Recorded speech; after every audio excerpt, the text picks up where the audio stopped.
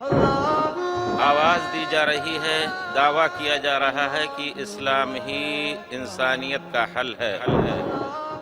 جو آسمانی کتاب ہے اس کی حفاظت اور رسول کریم جو آپ کے رسول ہیں ان کی سیرت اور ان کی احادیث کی حفاظت، انہی موضوع کے تحت ہم یہ کہنے کا دعویٰ کر سکتے ہیں کہ انسانیت کا حل اس وقت اسلام ہی ہے۔ اللہ اکبر، اللہ اکبر، اللہ اکبر، اللہ پر خطاب فرمائیں۔ حضرات، میں خطاب کی دعوت دینے سے پہلے چاہتا ہوں کہ آپ موصوف کی شخصیت سے واقف ہو جائیں۔ آپ ہندوستان کے صوبہ یو پی میں ضلع سدھارتھ نگر کے رہنے والے ہیں، لیکن مدینہ منورہ میں تعلیم حاصل کرنے کے بعد آپ مکہ مکرمہ ام القریٰ یونیورسٹی سے منسلک ہوئے۔ وہاں سے آپ نے پی ایچ ڈی کیا، ڈاکٹریٹ کی ڈگری حاصل کی، کئی کتابیں لکھیں اور وہاں مختلف میدانوں میں آپ نے کام کیا، جس میں سب سے اہم کام یہ ہے کہ آپ نے حدود حرم کو اس زمانے میں اس کی شناخت کے لیے جو کمیٹی بنائی گئی تھی اس کے آپ ایک بنیادی رکن تھے۔ اس کمیٹی میں صرف 4 لوگ تھے، اس میں سے ایک موصوف کی شخصیت تھی۔ موصوف اس وقت ام القریٰ کے پروفیسر ہیں۔ دنیا کے مختلف حصوں میں آپ کے لیکچرز ہوتے ہیں۔ نہایت ہی سادہ متواضع مزاج ہیں اور آپ داعیانہ جذبہ رکھتے ہیں۔ آپ نے کئی کتابیں تصنیف کی ہیں، اگر آپ کی کتابوں کو گنایا جائے تو یہاں ممکن نہیں ہے، لیکن میں ان میں سے چند بنیادی کتابیں آپ کے سامنے رکھنا چاہتا ہوں۔ مثلا آپ نے فضائل الصحابہ کی تحقیق کی ہے، آپ نے علل معرفت الرجال جو 4 جلدوں میں ہے اس کی آپ نے تحقیق کی ہے، اس کا ایک دوسرا ایڈیشن ہے جو 1 جلدوں میں ہے، اس کی بھی آپ نے تحقیق کی ہے۔ آپ نے المسجد الحرام تاریخہ و احکامہ، مسجد حرام، اس کی تاریخ، اس کے احکامات، اس پر آپ کی پوری کتاب موجود ہے۔ آپ نے تحقیق الکلام عربی میں ترجمہ کیا ہے آپ نے۔ اس کے علاوہ العلل و دورہ فی خدمت السنہ، یہ آپ کی ایک مشہور کتاب ہے۔ بحر الدم فیما تکلم بہ الامام احمد فی مدح و دم، یہ بھی آپ کی ایک کتاب ہے۔ اس وقت آپ مکہ مکرمہ میں قیام کرتے ہیں۔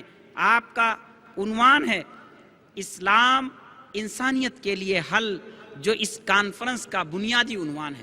اس لیے آپ بہت غور سے سنیں اور جو سوالات آپ کے ذہنوں میں آئیں اسے آپ نوٹ فرما لیں تاکہ موصوف سے آپ صحیح طور پر فائدہ اٹھا سکیں۔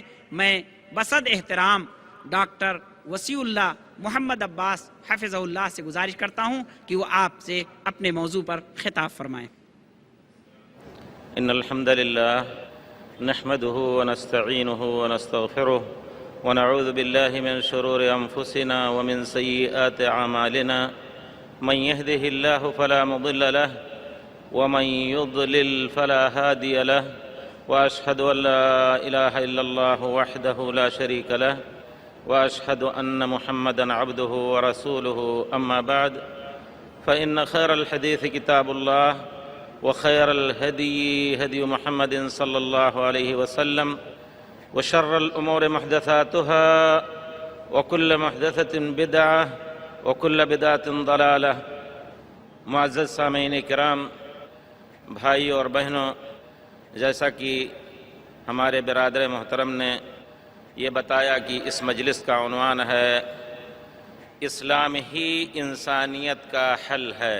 انسانیت سے مراد پوری دنیا، اس میں کسی قوم اور کسی مذہب کی پابندی کے بغیر آواز دی جا رہی ہے، دعویٰ کیا جا رہا ہے کہ اسلام ہی انسانیت کا حل ہے، کیونکہ انسانیت کے لا ينحل مسائل، جس انسانیت نے بہت کچھ تجربات کیے اور اس کے مسائل حل نہیں ہوئے، پرانے زمانے میں اسی اسلام کے ذریعے سے وہی مسائل حل ہوئے تھے، اب بھی اسی کے ذریعے سے وہ مسائل حل ہوں گے۔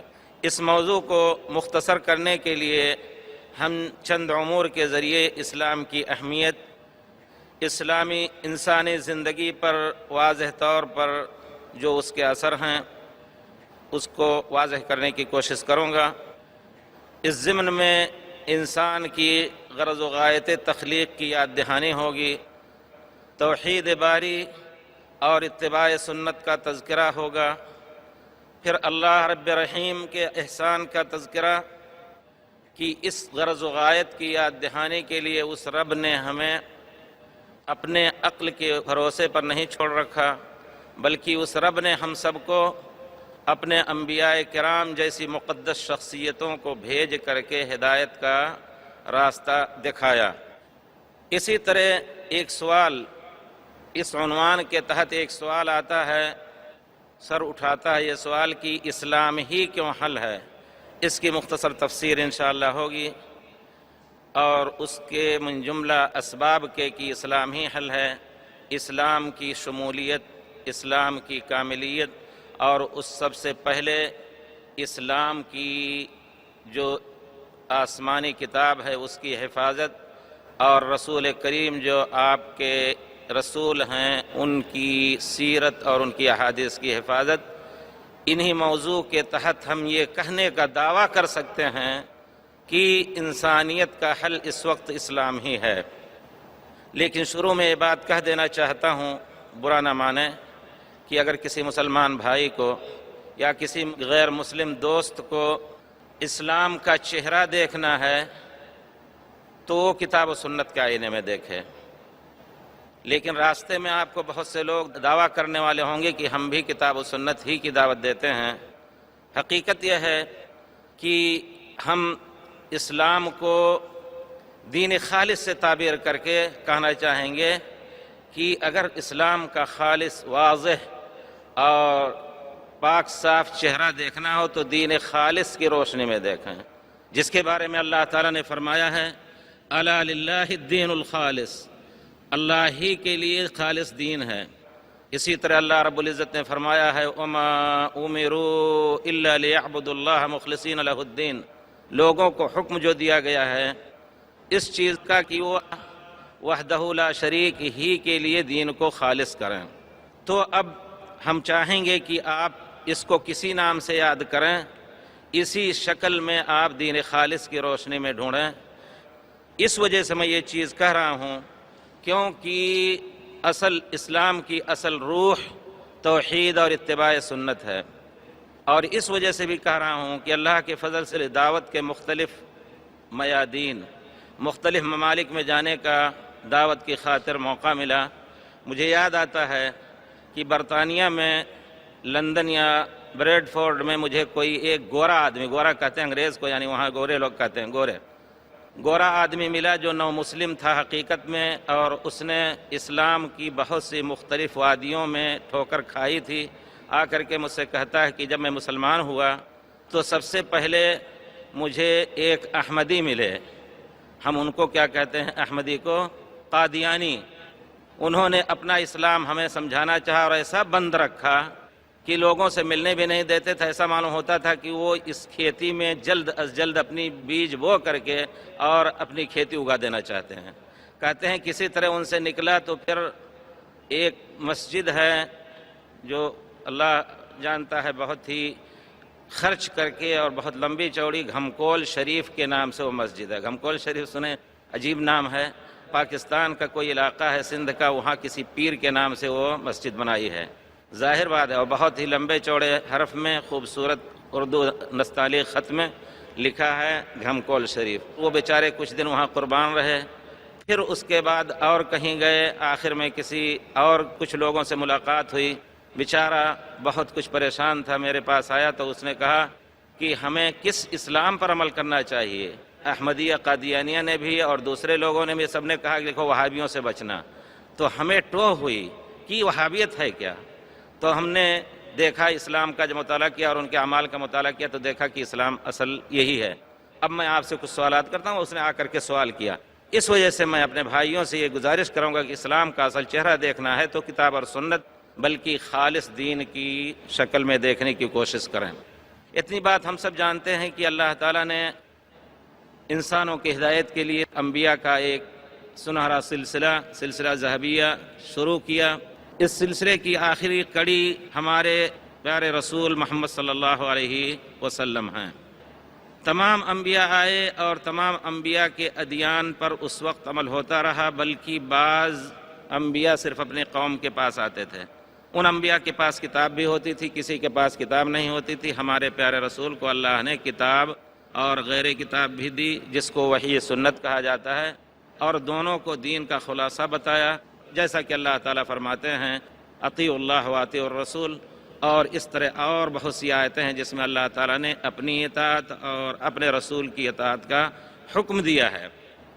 جتنے انبیاء گزرے، حقیقت میں یہ چیز ابھی ہاں دعوے کی ہے، اس کی دلیل بھی آپ پوچھ سکتے ہیں، دیکھ سکتے ہیں تاریخی شواہد میں۔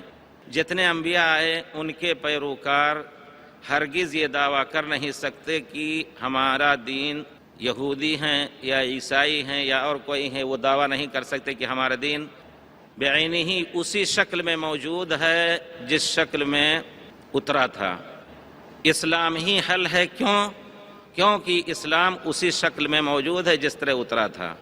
دوسرے ادیان کے انبیاء کی موت اور ان کے حیات کو دیکھا جائے، ان کی سیرت کو دیکھا جائے تو ہمیں خال کچھ چیزیں نظر آتی ہیں، اور پھر اللہ نے گواہی دی یقیناً کہ یہ لوگ اپنی اللہ کی کتابوں میں بھی تحریف کرتے رہے۔ اللہ تعالیٰ اس دنیا میں امن اور سلامتی قائم کرنے کے لیے انسان کو بھیجا، اور پھر پیارے رسول کو رحمت للعالمین اسی معنی میں بنا کر کے بھیجا۔ اس وجہ سے اگر کوئی شخص کوئی بھی دین ڈھونڈنا چاہتا ہے تو تاریخی طور پر وہ دین ثابت نہیں ملے گا۔ اگر دعویٰ بھی کرتا ہے تو ثابت نہیں کر سکتے۔ ہم ایک مسلمان کی حیثیت سے، اسلام کے اسکالر کی حیثیت سے یہ پورے یقین کے ساتھ دعویٰ کر سکتے ہیں کہ ہمارا قرآن جو اللہ تعالیٰ نے ہمیں دیا ہے وہ پورے طور پر من وعن، پورے زیر زبر کے ساتھ جس طرح اللہ کے رسول پر اترا تھا، ایک آیت میں اگر دو طرح سے پیارے رسول نے پڑھا ہے وہ فی محفوظ ہے، اختلاف قرات کے ساتھ بعینی تواتر کے ساتھ محفوظ ہے، جس پر دین کی بنیاد ہے۔ اسی طرح دوسرا کھمبا جس پر دین کی بنیاد ہے وہ حدیث رسول صلی اللہ علیہ وسلم ہے۔ اللہ نے دونوں کی حفاظت کی ضمانت لی، ذمہ داری لی۔ اللہ تعالیٰ فرماتے ہیں انا نحن نزلنا الذکر وانا لہ لحافظون۔ قرآن کو بغیر حدیث کے سنا سمجھا نہیں جا سکتا، اس وجہ سے اس ضمن میں حدیث کی بھی حفاظت کی اللہ تعالیٰ نے ذمہ داری کی۔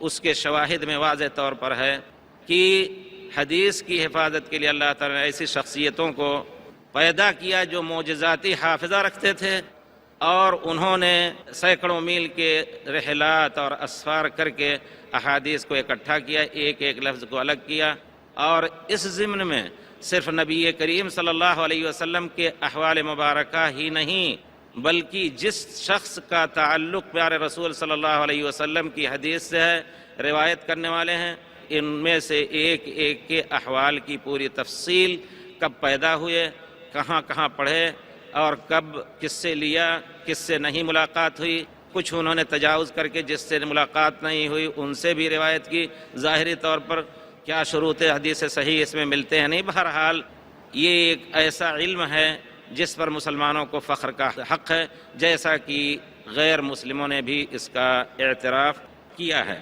تو میں یہ کہنا چاہتا ہوں کہ سب سے پہلے جو جواب ہوگا کہ اسلام ہی کیوں انسانیت کا حل ہے، اس سوال کا جواب یہ ہوگا کہ اس وجہ سے کہ آسمانی دینوں میں سے جس رب نے اس انسان کو پیدا کیا، اس رب نے ان کی مصلحت کے لیے جو دین اتارا ہے اور ہماری عقل کے اوپر نہیں چھوڑ رکھا ہے، اس رب کے ادیان میں سے جس دین کی حفاظت کی ذمہ داری اللہ نے لی ہے وہ اسلام ہے، اور واقعاتی طور پر اس کے شواہد پوری دنیا کے لوگ، یہاں تک کہ جو لوگ اللہ پر ایمان بھی نہیں لاتے، تاریخی بحث کرتے ہیں، وہ لوگ بھی اس پر یقین رکھتے ہیں کہ اسلام کا قرآن پاک یا کلام الہی اور اسی طرح رسول پاک کی احادیث اور سیرت کو جس طرح جمع کیا گیا ہے، تاریخ میں اس کی کوئی مثال نہیں ملتی ہے، اور یقین کی حد تک ہم یہ کہہ سکتے ہیں کہ ان کے قرآن اور ان کے نبی کی حدیث پورے طور پر محفوظ ہے۔ اس کے بعد اگر آپ دیکھنا چاہیں تو پھر اسلام کی اصل صورت یا اسلام کی کاملیت اور شمولیت، یقیناً اسلام کامل اور شامل دین ہے۔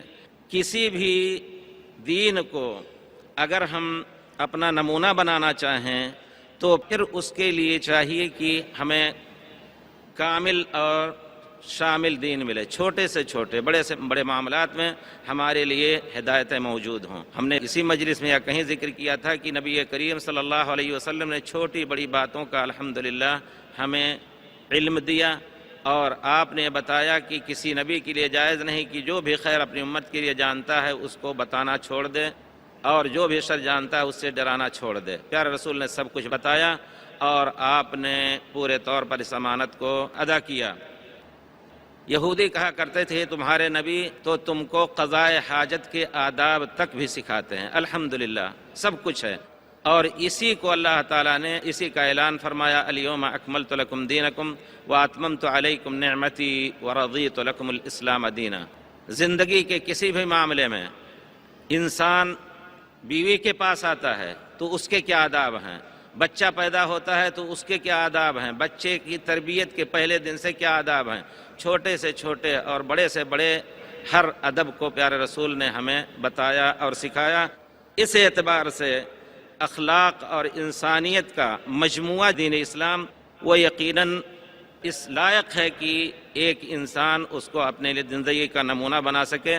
اسی کو اللہ تعالیٰ نے فرمایا لقد کان لکم فی رسول اللہ اسوۃ حسنہ، پیارے رسول کی زندگی میں تمہارے لیے اسوہ حسنہ ہے۔ اسی طرح اگر آپ چاہتے ہیں کہ دین اسلام کی اصل صورت دیکھیں تو پھر اس کے لیے آپ اسلام کی کتاب اور اسلام کی حدیث سے آپ اس کو لے سکتے ہیں۔ حفظ کا جو طریقہ جیسا کہ ہے قرآن کا، کہ آپ دیکھیں گے کہ اللہ کے فضل سے پیارے رسول کے زمانے ہی سے اس کا حفظ رہا، ہزاروں صحابہ نے حفظ کیا، اور مختلف صدیوں میں ہزاروں لاکھوں حافظ رہے، اور اس وقت یقیناً اگر کہا جائے تو ہم جانتے ہیں کہ دنیا میں سب سے زیادہ حافظ موجود ہوں گے۔ خود ہمارے سعودی عربیہ میں اللہ کے فضل سے آپ دیکھیں گے کہ ایک ایک گھر میں اللہ کا شکر ہے کہ ہمارے 4 بچے ہیں بغیر کسی تکلیف و تکلف کے، ان سب نے 12-13 سال کی عمر میں قرآن کو حفظ کر لیا، بچیاں بھی الحمدللہ حافظ ہیں 2-3۔ تو کہنے کا مطلب ہے کہ اب اگر ایک امام کسی محلے کی مسجد میں قرات کرتے ہوئے غلطی کر جائیں تو 10 بچے لقمہ دینے کے لیے تیار ہوتے ہیں۔ اس طرح اللہ تعالیٰ نے اس کو محفوظ رکھا۔ اس کے بعد احادیث کی حفاظت بھی، اس کی بہت سی مثالیں ہیں، لیکن مختصر کرنے کے لیے ہم اس سے تجاوز کرتے ہیں، اور کمال اور شمولیت کے اعتبار سے بھی انشاءاللہ یہ دین پورے طور پر اللہ نے ہمارے سامنے ایک نعمت کی حیثیت سے، جیسا کہ اللہ تعالیٰ نے اس کو نعمت کا نام رکھا، وہ ہمارے لیے بہت بڑی نعمت ہے۔ لیکن ایک چیز یہ بھی ہے جو اہم چیز ہے اسلام میں، کہ اسلام میں اس سے پہلے لوگ اپنے پوپ اور پادریوں کو اسلام کا اجازت دار سمجھتے تھے، جس چیز کو چاہتے حلال کرتے، جس چیز کو چاہتے حرام کرتے، یہی ان کی عبادت ہو گئی۔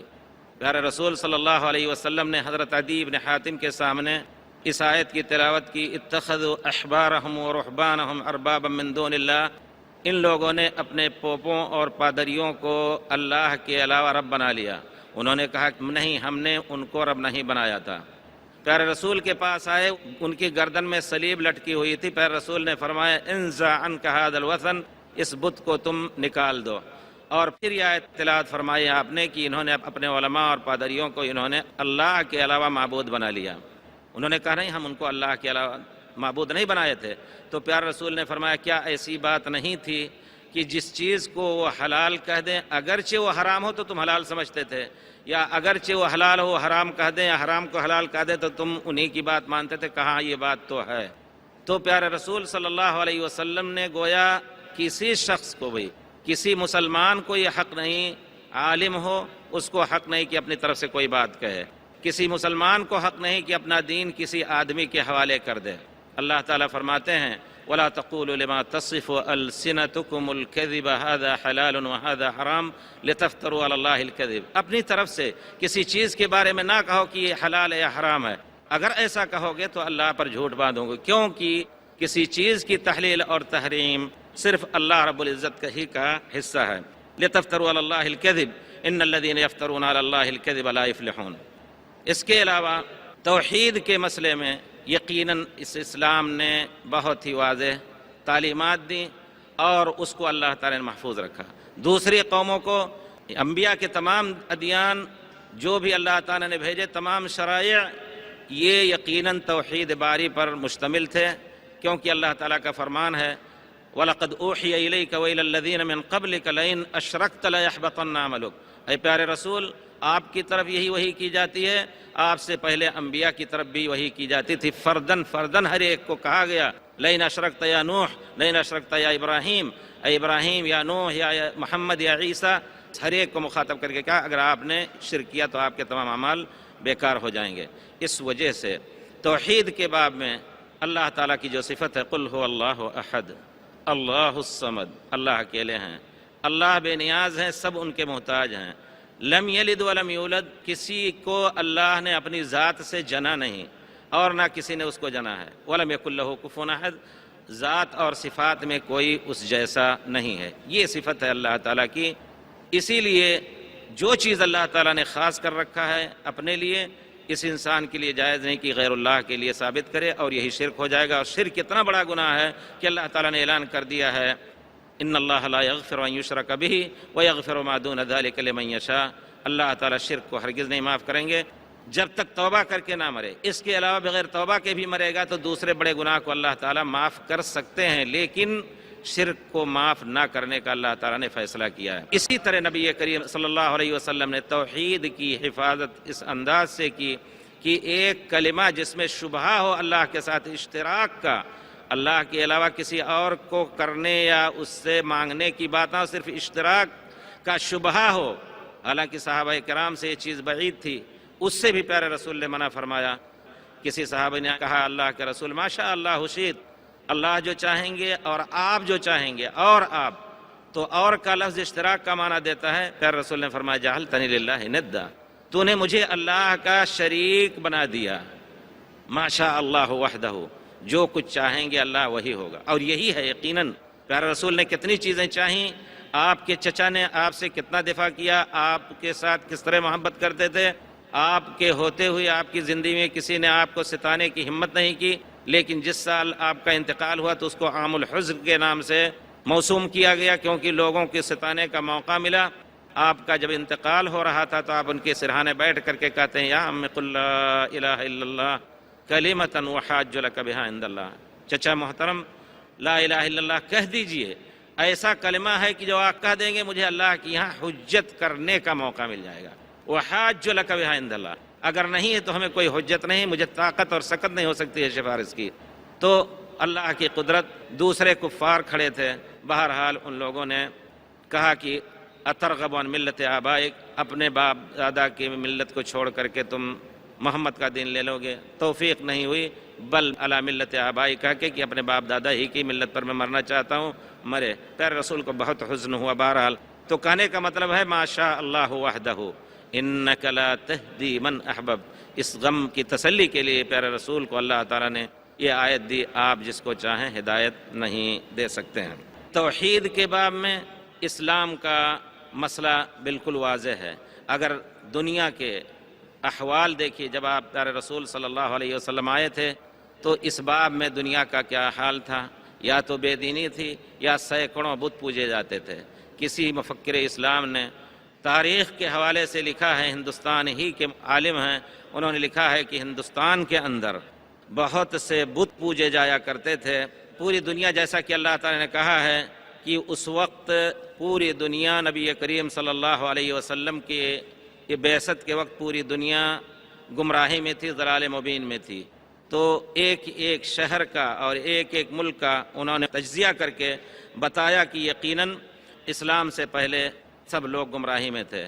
اسی ہندوستان میں کسی زمانے میں وید کے ذریعے 43 معبودات کا ذکر تھا، بعد میں 43 کروڑ تک کے معبودوں کا ذکر ہوا، جیسا کہ انہوں نے لکھا ہے۔ اسی طرح اور دوسرے ملکوں میں بھی یقیناً، خود مکہ جس گھر کو اللہ تعالیٰ نے مرکز توحید بنایا، اس مرکز توحید میں 360 بت رکھ کے پوجے جاتے تھے، اتنی بات تو واضح ہے۔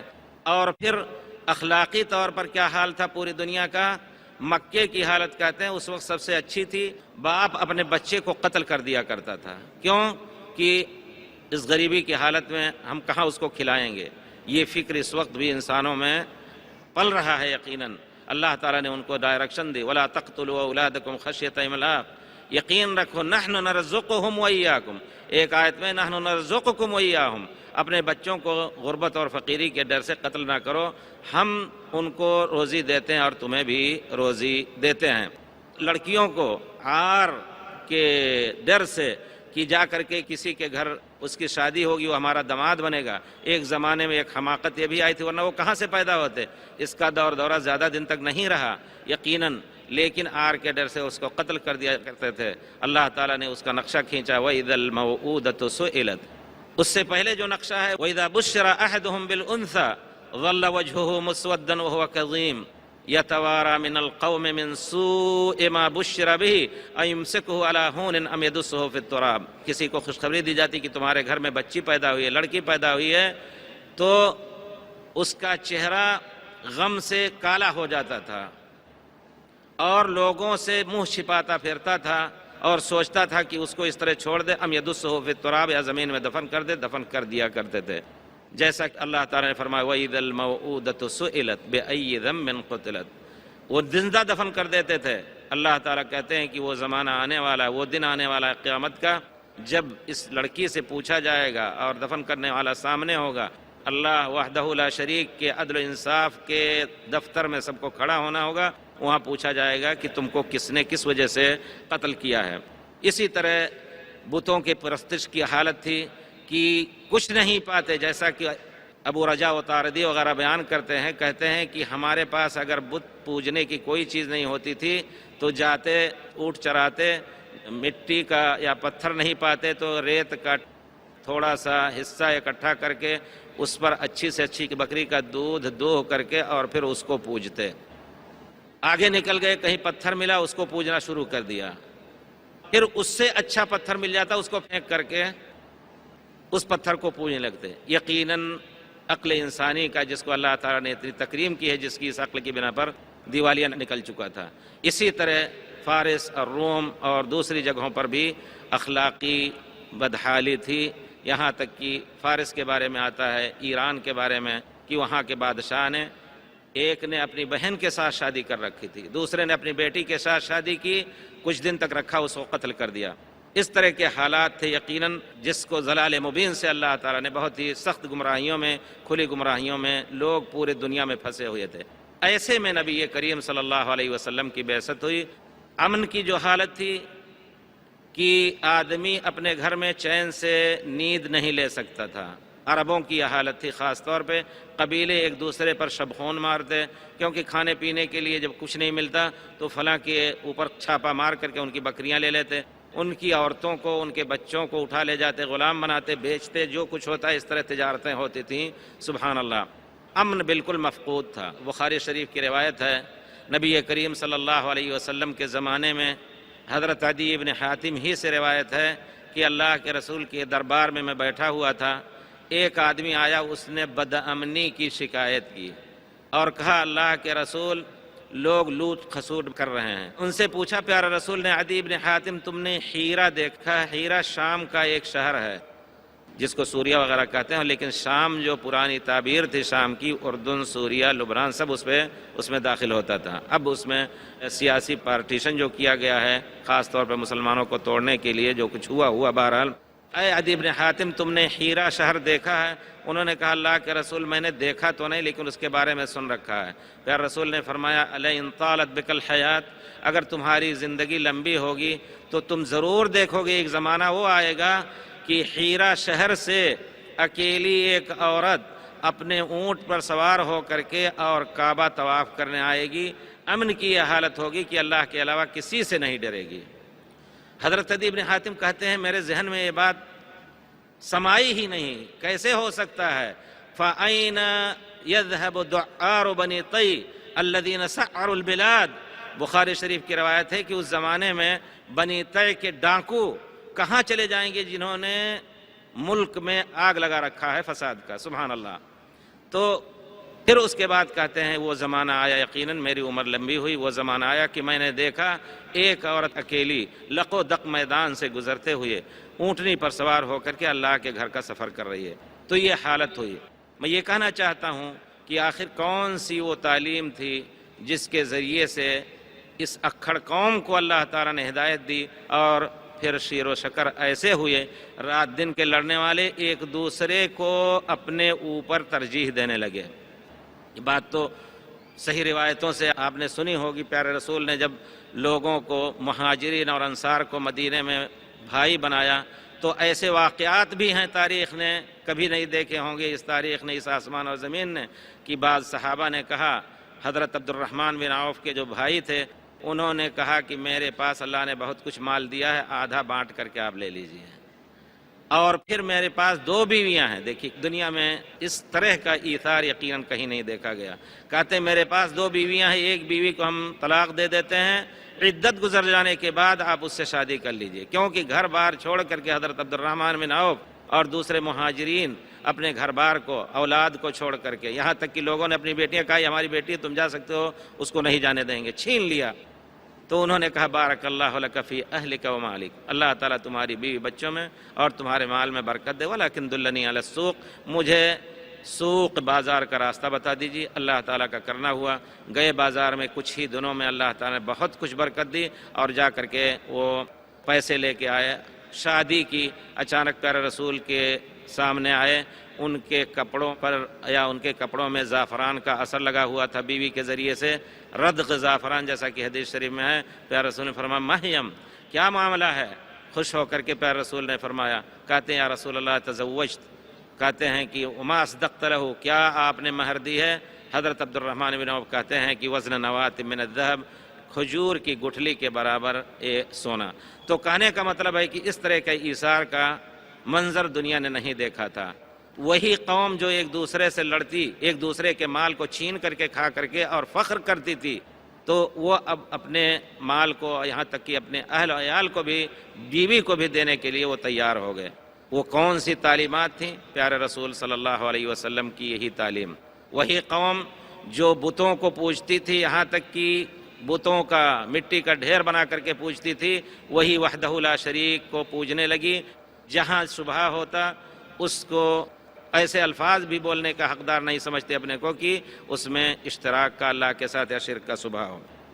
اجتماعیت اور سوسائٹی کے معاملے سے متعلق، اس تعلق سے اسلام میں واضح طور پر تعلیمات الحمدللہ اللہ تعالیٰ نے ہمیں دیں، اور اللہ تعالیٰ نے اسلامی حکومت کے ماتحت جو بھی مسلمان رہتے ہیں یا غیر مسلم رہتے ہیں، سب کے حقوق کو اللہ تعالیٰ نے واضح طور پر بیان کیا۔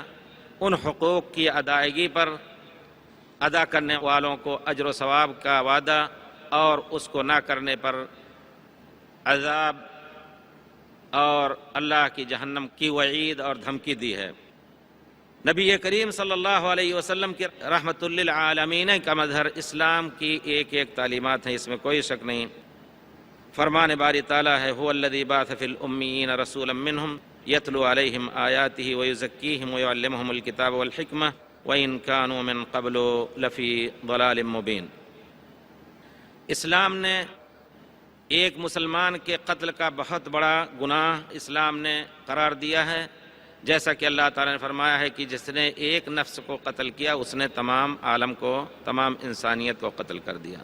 نبی کریم صلی اللہ علیہ وسلم نے فرمایا لا یحل دم امرئ مسلم الا بإحدى ثلاث، 3 حالات کے علاوہ کسی مسلمان کا خون حلال نہیں ہے، یا تو وہ دین سے نکل گیا ہو، کسی کو قتل کیا ہو، یا شادی کے بعد وہ زنا کر گیا ہو۔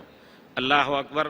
اس زنا ہی کی حیثیت سے اللہ تعالیٰ نے اسلام کے اندر کتنی سختی رکھی ہے، کیونکہ پھر آگے چل کر کے اسلام میں جو ضروری چیزیں ہیں جن کے بغیر دنیا میں امن قائم نہیں ہو سکتا ہے، تو پھر انصاف کی حفاظت کے لیے اللہ تعالیٰ نے بہت زیادہ سختی سے اس پر محاسبہ کیا، اور زنا کرنے والے پر اگر شادی شدہ نہیں ہے تو 100 کوڑے، اور پھر 1 سال کو اس علاقے سے شہر بدر کر دینا ہے۔ حدیث شریف میں نبی کریم صلی اللہ علیہ وسلم نے فرمایا الثیب بالثیب الرجم و نفی سنہ، اگر کوئی شادی شدہ مرد اور عورت زنا کر رہے ہیں تو ان کو رجم کیا جائے گا، اور 1 سال کے لیے وہ وہاں سے، اس علاقے سے دونوں کو الگ کر دیا جائے، کیونکہ یہ بھی بہت بڑی حکمت ہے کہ وہاں رہیں گے تو پھر وہی سلسلہ شروع ہو سکتا ہے۔ اسی طرح پیارے رسول صلی اللہ علیہ وسلم البکر بالبکر جلد مئۃ و تغریب عام، 100 کوڑے لگا کر کے 1 سال کے لیے ان کو دور کر دیا جائے گا۔ نفس انسانی کے قتل کے بعد زنا کا جو مرحلہ ہے، زنا کے ساتھ عام طور پر نسب نامے کی حفاظت کے لیے اللہ تعالیٰ نے بہت کچھ انتظام کیا۔ عام دینوں میں رہبانیت کو بہت فضیلت دی جاتی ہے، قطع دنیا کی بہت فضیلت دی جاتی ہے، قطع تعلق دنیا سے، شادی بیاہ سے۔ اللہ تعالیٰ نے حکم دیا شادی کا، پیارے رسول نے تاکیدی حکم دیا، یا معشر الشباب عن عبداللہ بن مسعود رضی اللہ عنہ قال قال رسول اللہ صلی اللہ علیہ وسلم یا معشر الشباب من استطاع منکم الباءۃ فلیتزوج۔ جوانوں کی جماعت، جس کو اللہ تعالیٰ طاقت دے شادی بیاہ کی، مال کے اعتبار سے، جسم کے اعتبار سے، فلیتزوج، شادی کر لے، یہ آرڈر ہے، پیارے رسول کا آرڈر واجب ہے، اگر اس سے کوئی چیز پھیرنے والی نہ ہو، فلیتزوج فإنہ اغض للبصر واحسن للفرج۔ یہ شادی نظر کو نیچی رکھنے والی ہے، مسلمانوں کو نظر کو نیچے رکھنے کا حکم دیا گیا ہے، واحسن للفرج، اور شرمگاہ کی حفاظت کی مددگار ہے، اور اللہ تعالیٰ نے شرمگاہ کی حفاظت کی تاکید فرمائی ہے۔ ومن لم یستطع، جو سخت شادی کی طاقت نہ رکھے تو اس شادی کی طاقت کو انجیکشن، دوا اور کسی ذریعے سے ختم نہ کرے، کیونکہ اسلام چاہتا ہے کہ جب بھی موقع ملے، بڑھاپے میں حضرت عبداللہ بن مسعود کہتے ہیں کہ اگر مجھے معلوم ہو کہ 1 دن کے بعد میرا انتقال ہو جائے گا اور مجھے موقع ملے تو میں شادی کر لوں گا۔ یہ تاکید ہے اسلام کی شادی کی۔ اس وجہ سے بر وقت کیا کرے، کوئی ایسا علاج نہ کرے جس سے شادی کی طاقت کو ختم کر لے، علاج، انجیکشن اور نہیں، کیا کرے، اس کو ایسے حالت میں رکھے کہ وہ کمزور کچھ رہے، ٹھہر جائے، سکون ہو جائے۔ فعلیہ بالصوم ومن لم یستطع فعلیہ بالصوم، روزے رکھے، فإنہ لہ وجاء، اس کو خسی کر دے گا۔ روزہ صرف بھوکے رہنے سے نہیں ہوگا، بلکہ روزے کے آداب کے ساتھ جس نے روزہ رکھا، لا یرفث ولا یفسق، کوئی ایسی بات نہ کہے جس سے غلط بات ہو، اس کو سوچے نہ، تو اس طرح کا روزہ انشاءاللہ اس کو۔ اور اسلام نے پھر شادی کے معاملات کو بھی بہت کچھ آسان کیا ہے۔ اللہ تعالیٰ نے پیارے رسول سے طلب کیا، ایک عورت آئیں، پیارے رسول سے کہا کہ اللہ کے رسول مجھ سے شادی کر لیجئے، پیارے رسول نے ان کو نہیں چاہا، وہ کھڑی رہیں، صحابی اٹھے، ان کے پیٹھ پر بستر نہیں تھا، صرف تابند پہنے تھے، کہا اللہ کے رسول میری شادی کر دیجئے۔ پیارے رسول نے فرمایا کیا ہے تمہارا؟ کچھ نہیں پائے، ایک لوہے کی انگوٹھی تک نہیں پائے۔ پیارے رسول نے فرمایا حل معک شیء من القرآن، تمہیں کچھ قرآن یاد ہے؟ کہا ہاں فلاں فلاں سورت اور فلاں فلاں آیت یاد ہے۔ کہا جاؤ اس کو یاد کرا دو، یہی تمہارے لیے مہر ہے۔ تو گویا اسلام نے شادی کی بہت ہی اہمیت دی ہے۔ شادی کے بعد پیارے رسول صلی اللہ علیہ وسلم نے، اگر انسان کو کمانے میں مشغولیت ہوتی ہے تو وہ کمائی اللہ کے راہ میں جہاد کے معنی میں ہے۔ صحیح حدیث میں پیارے رسول ایک بار گزرے، کہیں جا رہے تھے صحابہ کے ساتھ، تو ایک آدمی کو دیکھا بہت محنت کر کے زمین کھود رہے تھے۔ صحابی نے کہا کہ اللہ کے رسول لو کان ھذا فی سبیل اللہ، اگر اس طرح کی محنت اللہ کے راستے میں جہاد میں ہو جائے تو ان کا بیڑا پار ہو جائے۔ پیارے رسول نے فرمایا اگر وہ ان کان یرید ان یعف نفسہ، اگر شادی نہیں کی ہے، کما کر کے شادی کرنے کی نیت سے کما رہے ہیں، فہو فی سبیل اللہ۔ ان کان یرید ان یطعم ابویہ، اگر ماں باپ کے کھلانے کے لیے روزی کما رہے ہیں تو اللہ کے راستے میں ہیں۔ اس طرح شادی کر کے اللہ تعالیٰ نے اس راستے کو، زنا اور اختلاط نسب کو، انسانوں کی نسب نامے کو الگ الگ کر اسلام نے پاک بازی کی دعوت دی، اور کوئی بھی سبب جو زنا کا سبب بنے، یہاں تک کہ اس نظر کو بھی غلط نہیں استعمال کیا جا سکتا ہے، کیونکہ وہ برید ہے، ڈاکیہ ہے زنا کا۔ اسی طرح اور دوسرے معاملات کو اگر دیکھا جائے تو اسلام ایک کامل، توحید میں، اخلاقیات میں، اجتماعیات میں، عام اجتماعیات میں اللہ تعالیٰ نے حقوق کا جو سلسلہ ایک دوسرے کے ساتھ رکھا ہے اس کی بھی بڑی تاکید فرمائی۔ اللہ تعالیٰ نے سب سے بڑا حق اللہ رب العزت کا انسان کے اوپر، اس کے بعد والدین کا حق، اس کے بعد اس کے اقارب کا حق، اس کے بعد پڑوسی کا جو حق ہے، ان سب حقوق کے اعتبار سے دیکھا جائے تو ہر ایک کو اللہ تعالیٰ نے حق دیا، اور کسی کو جائز نہیں کیا کہ وہ شخص بغیر کسی سبب کے کسی کو ستائے۔ امن عالم اگر قائم ہو سکتا ہے تو یقیناً اسلام کی تعلیمات پر عمل کر کے، اور اسلام کی تعلیمات اسی وقت ان پر عمل ہوگا جب طاقت استعمال کر کے اس کو نافذ کیا جائے۔ یقیناً تو جو بھی چاہیں، اگر وہ صرف اسلام کے نظام امن ہی کو لینا چاہیں، اگر وہ پورے طور پر اسلام اور مسلمان نہیں ہونا چاہتے ہیں تو دنیا میں امن قائم ہو سکتا ہے۔ اس اسلام کے ان حدود اور تعزیرات کی اس قدر برکت ہے۔ اسلام میں کسی یہاں تک کہ ایک جانور کو بھی بغیر کسی سبب کے آپ ذبح نہیں کر سکتے. پیارے رسول نے منع فرمایا ہے. جس جانور کو آپ کھا نہیں سکتے اس کو ذبح کرنے سے پیارے رسول نے منع فرمایا ہے. اسی طرح اگر جانور کتا تک ہے اس کو آپ کو کھانا نہیں ہے، اگر وہ مر رہا ہے پیاسا، اس کو آپ نے پانی پلایا تو اس پر بہت بڑا اجر رکھا ہے. ایک بہت ہی گناہ گار آدمی تھا، پیارے رسول صلی اللہ علیہ وسلم نے فرمایا کہ جا رہا تھا، اس نے کنویں سے پانی کھینچ کر کے پیا تو دیکھا کہ آ کر کے ایک کتا مٹی چاٹ رہا ہے کنویں کے کنارے کی پیاس سے، یلحث الثرى من العطش، مٹی چاٹ رہا ہے. اس کے دل میں رحم دلی آئی اور اس نے کہا کہ مجھے بھی ایسی پیاس لگی تھی جس طرح اس کتے کو پیاس لگی ہے. کوئی چیز نہیں تھی جس کے ذریعے سے پانی، وہ خود اتر کر کے پانی میں یا کسی طرح اس نے پانی پیا تھا، پھر وہ اترا اور کوئی چیز نہیں تھی جس میں وہ بھر کر کے پانی میں کو نکالے.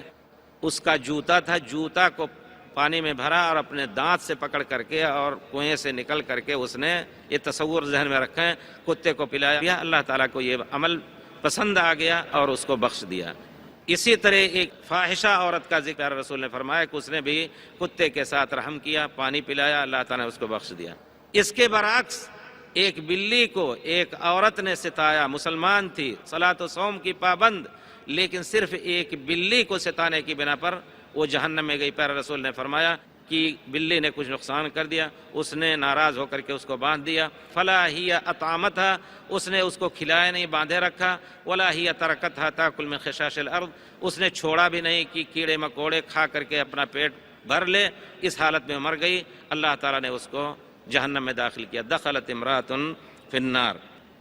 تو کہنے کا مطلب ہے کہ اسلام میں کسی شخص کے ستانے کی اجازت کسی حالت میں نہیں ہے.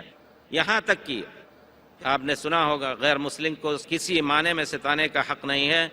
اگر کوئی غیر مسلم ہے آپ سے جنگ نہیں کرتا، شرط یہ ہے کہ آپ کو ستاتا نہیں ہے تو آپ کو اس سے پہل کر کے اس سے دوستی کا ہاتھ بڑھانے کا حق ہے. لا ينہاکم اللہ عن الذین لم یقاتلوکم، اللہ تعالیٰ فرماتے ہیں کہ جن سے جو تم سے جنگ نہیں کرتے ہیں اللہ تعالیٰ ان سے میل ملاپ رکھنے سے روکتے نہیں ہیں. انما ینہاکم اللہ عن الذین یقاتلونکم، جو لوگ تم سے جنگ کر رہے ہیں تو تم چپکے سے ان سے دوستی بجاؤ. یہ چیز اللہ تعالیٰ نے اس سے منع فرمائی ہے. اسی وجہ سے نبی کریم صلی اللہ علیہ وسلم نے فرمایا ہے، ایک مسلمان کے خون کی تاکید فرمائی ہے آپ نے. اللہ تعالیٰ نے خود کلام پاک میں ذکر کیا ہے وَمَا كَانَ لِمُؤْمِنٍ أَن يَقْتُلَ مُؤْمِنًا إِلَّا خَطَأً، جان بوجھ کر کے، غلطی سے نہیں. کسی مسلمان کو جان بوجھ کر کے قتل کرے گا تو اس کی سزا جہنم ہے، ہمیشہ اس میں رہے گا. حضرت عبداللہ ابن عباس کہا کرتے تھے کہ سزا اس کی یہ ہے کہ کبھی اس کی توبہ بھی معاف نہ ہوگی. اور کہا کرتے تھے کہ حرام خون کا بہانہ ایسا تنگ راستہ ہے کہ اس سے نکلنے کا کوئی راستہ نہیں ہے. اور پھر نبی کریم صلی اللہ علیہ وسلم نے کسی غیر مسلم کو ستانے سے بھی اپنے مبارک الفاظ میں فرمایا ہے. صحیح بخاری وغیرہ کی روایت ہے، حضرت عبداللہ ابن عمر فرماتے ہیں من قتل معاہدا لم یرہ رائحۃ الجنہ، کسی کافر کو، کسی غیر مسلم کو امن دے دیا، وعدہ دے دیا کہ تمہیں ستائیں گے نہیں، وہ کسی نے قتل کر دیا تو قاتل جنت کی خوشبو نہیں پائے گا اور اس جنت کی خوشبو 40 سال کی مسافت سے ملتی رہتی ہے. اسی طرح ایک دوسری روایت میں ہے من قتل رجلا من اہل الذمہ، ذمہ کا معنی یہ ہے کہ انہوں نے اسلام سے چھیڑ چھاڑ کیا، مسلمانوں سے چھیڑ چھاڑ کیا، جنگ ہوئی، اس میں وہ لوگ پکڑے گئے. اب ان کے اوپر حق ہے کہ یا تو مسلمان ان کو قتل کر دیں جیسا کہ پرانے زمانے کا قاعدہ تھا، لیکن پیارے رسول صلی اللہ علیہ وسلم کو اللہ تعالیٰ نے ایک، چونکہ رحمت للعالمین تھے، نیا نظام دیا، نیا قانون کہ آپ ان کو صرف اشاریے کے طور پر کہ وہ ہمارے انڈر میں ہیں، سال میں ایک آدمی سے 1 دینار لے لیجئے. سوچئے ایک مسلمان اگر کماتا ہے تو سال میں 10,000 زکوٰۃ دینا اس کے اوپر واجب ہے، لیکن ایک اہل ذمہ غیر مسلم ہمارے امن میں رہتا ہے، صرف سال میں من کل حالم دینار، وہ بھی چھوٹے بچوں سے نہیں لیا جائے گا، بالغ مرد سے، عورت سے بھی نہیں لیا جائے گا، صرف 1 دینار لیا جائے گا. یہ اللہ تعالیٰ کی ایک رحمت ہے. اسلام پیسہ بٹورنے کے لیے نہیں آیا ہے. اسلام چاہتا ہے کہ ہمارے درمیان رہ کر کے ہمارے اسلام کو دیکھیں، لوگوں کے اخلاق کو دیکھ کر کے مسلمان ہو جائیں. اسی وجہ سے اہل ذمہ چند ہی دنوں میں مسلمان ہو جایا کرتے تھے جب دیکھتے تھے کہ اسلام کے اخلاق حسنہ ہیں. اب اسلام اگر کسی کو، مسلمان کا ادنا آدمی کسی کو ضمانت دے دی ہے اس نے امن کی، تو پھر اس کو قتل کیا. رجلا من اہل الذمہ لم یجد ریح الجنت، جیسا کہ روایت میں ہے. عمر بن سلیم بیان کرتے ہیں اور عمر بن سلیم کہتے ہیں کہ رومیوں اور مسلمانوں کے درمیان حضرت معاویہ رضی اللہ تعالیٰ عنہ کے زمانے میں معاہدہ تھا. معاہدے کا وقت ختم ہو گیا تھا. اس کے بعد انہوں نے کہا تھا کہ ہم جو چاہیں گے کریں گے. انہوں نے سوچا کہ ہم اپنی فوج کو معاہدے کے ختم ہونے سے کچھ پہلے ان کے بارڈر پر، ان کے سرحد پہ لے جا کر کے، دیکھیں اسلام کی کتنی مبارک تعلیم امن کی، لے جا کر کے سرحد پر اپنی فوج جما دیں. جو ہی معاہدہ ختم ہو فوراً ان کے اوپر ہم حملہ کر دیں گے. حضرت عمرو بن عبسہ سلمی رضی اللہ عنہ صحابی کو جب معلوم ہوا تو آئے اور انہوں نے کہا کہ دیکھیے آپ کو یہ حق نہیں ہے، آپ اس طرح حملہ کرنے کا آپ کو یہ حق نہیں ہے. پیارے رسول سے ہم نے سنا ہے کہ جس کسی کے ساتھ معاہدہ ہو تو اس وقت تک فوج کی تیاری بھی نہ کرے جب تک معاہدہ ختم نہ ہو جائے، اور پھر ان کو معاہدہ ختم ہونے کی یاد دہانی بھی کرا دے کہ بھائی تمہارا معاہدہ ختم ہو رہا ہے. بہرحال اسلام میں اگر کسی نے کسی کو قتل کیا تو پھر اس قتل کے بدلے اس کو قصاص کی جو فضیلت، وَلَكُمْ فِي الْقِصَاصِ حَيَاةٌ يَا أُولِي الْأَلْبَابِ، زندگی ہے تمہارے لیے ایک قاتل کو قتل کر کے موت ہوتی ہے اس کی، لیکن اس کی موت ہزاروں کی زندگی کا باعث ہوتی ہے. لیکن آج کی دنیا میں قتل کے بدلے قاتل کو قتل نہیں کیا جاتا ہے، چند سال جیل میں رکھا جاتا ہے. پوری دنیا کا قانون ہے. تو قاتل چند دن جیل کاٹ کر کے آتا ہے اور مزید لوگوں کے لیے خوف و ہراس کا سبب بنا رہتا ہے، دھمکیاں دیتا رہتا ہے. تو قتل کا جو علاج اسلام نے کیا ہے یقیناً اور کوئی علاج نہیں ہو سکتا ہے. اسی طرح اسلام نے اس عقل کو ایک نعمت دی ہے. اس عقل کی حفاظت کے لیے ہر اس چیز سے منع کیا ہے جس سے اس عقل میں خلل پڑے، وقتی طور پر یا پورے طور پر. اس انسان کو جس طرح اپنے نفس پر ملکیت نہیں، اگر کسی نے اپنے نفس کو خود قتل کر دیا تو وہ گنہگار ہوگا. اسی طرح اپنے عقل کے اوپر اس کو اختیار نہیں ہے کوئی ایسی چیز پیے. اسلام نے سب سے پہلے شراب کو حرام کیا. اگر کسی نے حرام کیا ہو تو ان کی قوموں نے اس کو بدل کر کے حلال کر لیا تھا، لیکن اسلام نے اس پر عمل کیا. جب آیت نازل ہوتی ہے انما الخمر والمیسر والانصاب والازلام رجس من عمل الشیطان فاجتنبوہ، خمر یہ شراب، انما الخمر والمیسر جوئے اور ازلام یہ تیروں کے ذریعے سے قسمت پہچاننے کی کوشش کرنا، یہ ناپاک چیزیں ہیں شیطان کے کام میں سے. فاجتنبوہ، مذکورات سے بچو. مسلمان صحابہ کرام سالوں اور جن کے کہتے ہیں گھٹیوں میں پڑی ہوئی شراب فوراً چھوڑ دی انہوں نے، اور پھر مدینے کی گلیوں میں شراب ایسے بہنے لگی جیسے بارش ہوئی ہو. اور پھر اس عقل کی حفاظت کے لیے اگر شراب کسی نے پی تو اس پر حدود. تو کہنے کا مطلب ہے کہ اسلام ایک دین فطرت ہے. اس دین فطرت کو اللہ تعالیٰ نے اسی رب نے لوگوں کے اوپر لاگو کیا جس رب نے اس انسان کو پیدا کیا، اور وہی جانتا ہے الا یعلم من خلق وهو اللطیف الخبیر. وہی ذات جانتا ہے کہ اس انسانیت کے لیے کیا چیز مناسب ہے. اس وجہ سے ہمارے پیارے رسول کے آخری دین کو اللہ تعالیٰ نے بھیجا اور کامل شامل دین بنا کر کے بھیجا. اس کو محفوظ رکھا، اس کے تمام پہلوؤں کو، توحید، ایک سر کو اللہ کے علاوہ کہیں جھکنے نہیں دیا، اور ہزاروں کے سامنے جھکنا یہ اس عقل کی توہین ہے. اسلام نے اس سے منع کیا. پھر اس کے بعد امن دیا پوری انسانیت کو، چاہے وہ مسلمان ہو یا غیر مسلم ہو. اگر دنیا چاہتی ہے اس جلتی ہوئی امن کی پیاسی دنیا کو اگر امن چاہیے تو صرف سیاست ہی میں اسلام کے وہ نظام کم سے کم قبول کر لیں جس سے امن ہو سکتا ہے. تعزیر اور حدود. اللہ تعالی ہم سب کو اپنے خالص دین، ہم یہ تاکید کریں گے آپ خالص دین کا نام ڈھونڈیں، اپنے خالص دین کو تلاش کرنے اور اس پر عمل کرنے پہچاننے کی توفیق دے. اللہ تعالیٰ قیامت کے دن ہم سے پوچھے گا کہ تمہارا دین کون تھا، تمہارے نبی کون تھے اور تمہارا رب کون تھا. ان سوالات کے جوابات ہم تیار کر لیں. وآخر دعوانا ان الحمد للہ رب العالمین. جزاکم اللہ احسن الجزاء. آپ نے نہایت ہی مخلصانہ انداز میں ایک عالمانہ خطاب سنا. موصوف کے بارے میں آپ کے علم میں بات رہنی چاہیے کہ آپ 1419 ہجری سے حرم شریف میں افتاء کے عہدے پر فائز ہیں، یعنی حرم شریف کے مفتی کی حیثیت سے آپ کام کر رہے ہیں. اس لحاظ سے اس موقع کو غنیمت سمجھیں اور آپ کے سامنے اپنے سوالات پیش کریں. مولانا محترم، میں آپ کی خدمت میں سوالات پڑھنا چاہتا ہوں تاکہ لوگ آپ سے زیادہ مستفید ہو سکیں. جناب یاسین خان صاحب جو BCom کے طالب علم ہیں وہ لکھتے ہیں، قادیانی قرآن سے ثابت کرتے ہیں کہ عیسیٰ علیہ السلام کو موت واقع ہو گئی، اور جو آمد کی بات حدیثوں میں ہے وہ مرزا غلام احمد قادیانی ہیں، اس کا مدلل جواب کیسے دیں؟ اول تو مرزا غلام احمد قادیانی کی تلون مزاجی کہ اس شخص نے پہلے مجددیت کا دعویٰ کیا، پھر اس مسکین نے مسیح موعود ہونے کا دعویٰ کیا، پھر آخر میں نبوت کا دعویٰ اس نے کیا، اور اسی دعوے پر علامہ امرتسری مولانا ثناء اللہ سے مباہلہ ہوا، اور اس مباہلے میں اس کی قسم کے مطابق اللہ تعالیٰ نے حضرت امام مولانا امرتسری کے زمانے کی حیات میں اس کو ہلاک کیا، پائے خانے میں سر پڑا ہوا اس کا ملا۔ بہرحال تو اگر اس کو آپ مجدد کہتے ہیں تو نہ وہ مجدد بھی نہیں تھا، جو شروط ملتے ہیں وقت ہو تو ہم اس کی تفصیل بیان کر سکتے ہیں، اور اگر آپ اس کو مسیح موعود کہیں تو وہ جھوٹا ہے، کیونکہ ہم اس قرآن کو، اس رب کو نہیں جھٹلا سکتے جو ہمارے ایک ایک سانس کا مالک ہیں۔ ہم مسلمانوں کا عقیدہ ہے، یہودیوں نے دعویٰ کیا تھا کہ ہم نے حضرت عیسیٰ علیہ السلام کو قتل کر دیا، یہ بھی ایک بہت بڑا سانحہ ہے۔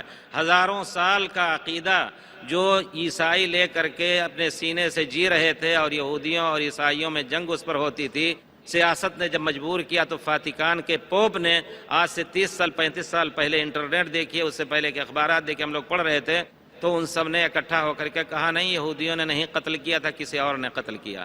ہمارا عقیدہ ہے جیسا کہ اللہ تعالیٰ فرماتے ہیں وما قتلوہ وما صلبوہ ولکن شبہ لہم۔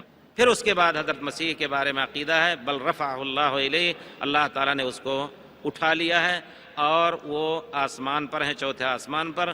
اور پھر ہمارا عقیدہ ہے احادیث رسول صلی اللہ علیہ وسلم کی روشنی میں کہ قیامت قریب اتریں گے اور نبی کریم صلی اللہ علیہ وسلم کی شریعت سے فیصلہ دیں گے۔ اور اگر آپ اس موضوع کو پڑھنا چاہتے ہیں تو عربی میں بہت سی کتابیں ہیں اس بارے میں، احادیث جو جمع کی گئی ہیں اس کو پڑھنے کی کوشش کریں، ورنہ کسی عالم کے ساتھ بیٹھیں۔ محترم، ایک سوال ہے، زید احمد جو اسٹوڈنٹ ہیں وہ کہتے ہیں کیا مختلف انبیاء مختلف ادیان لے کر آئے، یا پھر سارے انبیاء اسلام ہی دین پیش کیا کرتے تھے؟ تو پھر یہودیت اور عیسائیت کس کا بنایا ہوا دین ہے؟ ایک چیز ہمیں دقت سے یعنی باریکی سے استعمال کرنا چاہیے۔ دین کے نام سے جیسا کہ اللہ تعالیٰ نے فرمایا ان الدین عند اللہ الاسلام، اللہ کے نزدیک مقبول دین اسلام ہی ہے۔ وہی اسلام حضرت نوح، حضرت ابراہیم، حضرت لوط، حضرت عیسیٰ، موسیٰ سب کا تھا۔ شریعتیں مختلف رہیں، یہ ہم عربی میں اس طرح پورے طور پر تفریق کر کے استعمال کرتے ہیں۔ سب کی شریعتیں، کسی کی شریعت میں کچھ حلال رہی چیزیں اور کسی کے شریعت میں کچھ حلال ہوئیں، حرام ہوئیں، اس طرح اختلاف رہا۔ لیکن توحید جو اور اتباع رسول، میں نے ایک بات شاید وہ آپ ٹیلی ویژن میں سنیں گے بعد میں، کہ توحید اور اتباع نبی ہر امت کے اوپر واجب تھا۔ اس امت کے نبی پر واجب تھا کہ اس نبی کی اتباع کریں، چاہے وحی کتاب ہو یا وحی حدیث ہو، جیسا کہ حدیث کے باب میں میں نے یہی ذکر کیا تھا، حجیت حدیث اور انکار حدیث کے موضوع پر۔ تو گویا شریعتیں مختلف رہیں۔ حضرت عیسیٰ علیہ السلام جو دین لے کر کے آئے تھے مبشرا برسول یأتی من بعد اسمہ احمد، اور آپ نے کہا کہ ہم مصدقا لما بین یدی من التوراۃ، ہمارے سامنے جو تورات ہے اس کی تصدیق کرتا ہوں، ومبشرا برسول یأتی من بعد اسمہ احمد، خوشخبری دینے کے لیے کہ میرے بعد ایک نبی آئیں گے جن کا نام احمد ہوگا، یعنی نبی کریم صلی اللہ علیہ وسلم۔ تو شریعتیں مختلف تھیں، دین تمام انبیاء کا ایک رہا جس میں توحید میں اختلاف نہیں، اللہ ایک ہے، اللہ کی صفات جو سب ایک ہیں، اور اسی طرح اتباع نبی میں کوئی اختلاف نہیں رہا۔ یعنی جس طرح ان لوط کی قوم پر، ابراہیم کی قوم پر، یعقوب اسحاق کی قوم پر واجب تھا کہ ان کے نبی کی اتباع کریں، اسی طرح ہمارے نبی کی اتباع ہمارے اوپر واجب ہے۔ شریعتوں میں اختلاف ہوا جیسا کہ اللہ تعالیٰ نے فرمایا ہے وَلِأُحِلَّ لَكُمْ بَعْضَ الَّذِي حُرِّمَ عَلَيْكُمْ، تاکہ میں تمہارے لیے ان چیزوں کو حلال کروں جو تمہارے اوپر پہلے سے حرام تھیں۔ تو شریعتیں یعنی تفاصیل دین میں کچھ اختلاف رہا، توحید اور اتباع میں کوئی اختلاف نہیں رہا، اسی کو دین اسلام کہا جاتا ہے۔ شکریہ، جزاکم اللہ۔ اسلم شیخ صاحب سوال کرتے ہیں کہ آج دنیا ایڈز یا HIV جیسی بیماریوں میں مبتلا ہے، اسلام میں اس کا حل کیا ہے؟ ایڈز کی حقیقت ہے، دنیا جانتی ہے، ہمارے ڈاکٹر لوگ جانتے ہیں کہ ایڈز کی بیماری کی اصل جڑ کیا ہے۔ وہی اسلام نے جو غلط کاری سے منع کیا ہے، لواطت ہو یا زنا ہو، وہی اصل سبب اس کا ہے۔ سبحان اللہ، جس کو جانتے ہوئے یہ اپنی قوم کے غدار اپنے بال بچوں کو، ہم نے اس پر ریسرچ کیا ہے، آپ بڑے بڑے لوگوں کو فرانس کے ہوں، جرمنی ہوں، امریکہ ہو، ان سب کو دیکھیے. گزشتہ سال میں وہیں تھا، برطانیہ میں جو قانون پاس ہوا، لارڈ نذیر احمد کشمیر کے اصل ہیں، انہوں نے بھی اس کا اختلاف کیا لیکن مجبور ہو کر کے دستخط کی. انہوں نے قانون پاس کر دیا کہ ہر ایک کو جائز ہے جنسی اور مثلی نکاح. عورت سے شادی کر لے، باقاعدہ شادی، اور مرد سے شادی کرے. اور گزشتہ سال ایک شادی کے بارے میں بہت کچھ ایڈورٹائز انہوں نے کہا. سب سے بڑا سبب جو ہے ایڈس کی بیماری کا، یہی لواطت اور یعنی زنا ہے. یقیناً اللہ تعالیٰ نے جس چیز سے منع کیا اس کے ارتکاب سے آدمی کو کسی حالت میں امن اور راحت نہیں مل سکتا. یہ اس کا اختصار ہے.